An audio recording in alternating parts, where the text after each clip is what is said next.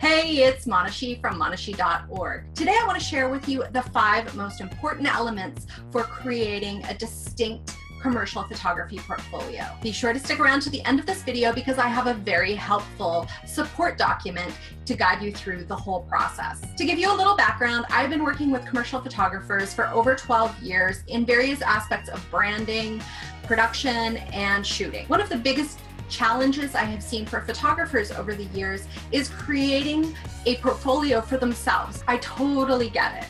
It's so difficult to look at your own work objectively, let alone curate a portfolio that represents who you are and what your whole style is all about. These tips will help you tackle this enormous task and give you a rough framework to follow so you have an idea of what to be looking for when you're creating your portfolio. Before we dive in, I just want to clarify a few terms. In commercial photography, we use the term editing to refer to when you're going through your images and making selections and rejections. In service-based photography, they use the word culling to describe that process. In commercial photography, we use the term retouching to describe going through your images and doing corrections on them in a photo editing software. That is referred to as editing in service-based photography. So I'm going to be using the commercial terms because that's primarily what I'm talking about. 1, tell a story. When you set out on creating your photography portfolio, you should approach it as if you're telling a story, not necessarily a narrative, linear story, although it could be. I'm talking about more of an overall story, something that just weaves the story together as you go from one image to the next. Don't overthink this part at the beginning. Your story will start to emerge as you start to comb through your images. 2, be very specific. It is very tempting to want to include all of your best work in your portfolio. However, this really does not serve you when what you're trying to do is set yourself apart from everybody else. You want to guide your viewers to understand what your specialty is. This doesn't necessarily mean that you're confined to that specialty because often you'll be hired for something completely different than what you've shown. That's what you're going to be known for, what you want to be putting out in the world as this is the photographer known for doing this. You really want to niche down as much as possible. This is your opportunity to really set yourself apart. So take advantage of it. And this will also help you figure out what your niche is. 3, fill in what is missing.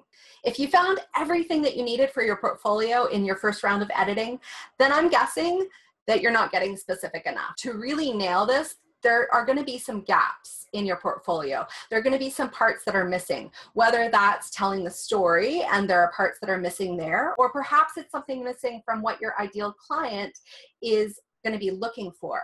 Now, I'm not saying that you should go out and shoot what you think your client wants. Look for the places that are missing and see how you can create something that's in your own style and following the story that you've already started to create with your work. Anything that you shoot to fit in those holes should really fit the style that you've already established for yourself. 4, show your personality. Art buyers look through so many portfolios every single day. So you really want to create an experience for them that's going to stand out from the rest. What makes you stand out from the rest? It's you. You set yourself apart from the rest. So how can you infuse more of you, whether it's your personality, your likes and dislikes, the unique way that you see the world? This should be oozing out of your portfolio in subtle and obvious ways. Are you quirky and humorous? Then show that in your portfolio through the way that you curate your images and through what you shoot in general. Is your work dark and moody? Then use the layout and the flow of the images to really, really bring that whole feeling out in the whole process. 5, bring it all together. Now that you have your portfolio, you want to show it in the best way possible. I personally recommend having an online and an offline portfolio. Your online portfolio, certainly there's your website portfolio, but you could also have a portfolio on an iPad that you can show when you go in for viewings. But people really love that tangible feel of a book in their hands that they can leaf through and having that whole experience. The other thing about a book is that it gives you another opportunity to add more layers to showing your brand and your personality. You can use all of these different book elements to really create a full experience for your viewer. And the more that you can make this a unique experience, it doesn't have to be fancy, but it has to be you. And these things are going to all help to do that. Now you have the framework for building your very own unique photography portfolio. If you want a step-by-step guide to building a killer portfolio, then please download my Power Portfolio Checklist. This will really walk you through the process step by step. If you like this video, please give me a thumbs up, share it with your friends, and make sure you subscribe. Thank you so much for watching, and I will see you in the next video. My Power